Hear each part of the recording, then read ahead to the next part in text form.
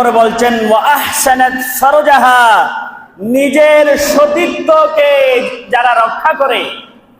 এখন আপনি আমি একটু চিন্তা ভাবনা করে দেখি তো, কয়জন মহিলা নিজের সতীত্ব রক্ষা করে, স্বামীর আমানত খেয়ানত না করে? কয়টা ঘরের মধ্যে কয়জন মহিলাকে দেখবেন নিজের সতীত্ব, স্বামীর আমানত কয়জন মহিলা রক্ষা করে?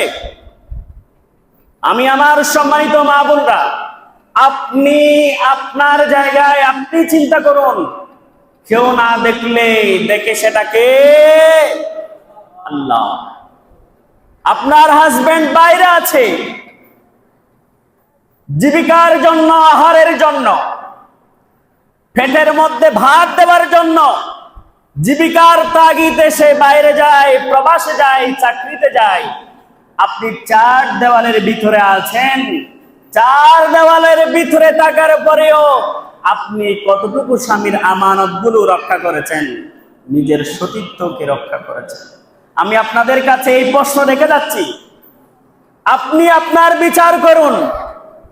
তো মওলা আলী শের হোদা বলে যে যেই ব্যক্তি দুনিয়াতে থাকা অবস্থায় নিজের হিসাব নিজে করতে পারে, নিজের বিচার নিজে করতে পারে, নিজের বগলের নিচের গন্ধ নিজে জাস্টিফাই করতে পারে, আর ময়দানে হাসরের মধ্যে তার হিসাব সহজ হয়ে যায়। জোরে বলুন সুবহানাল্লাহ।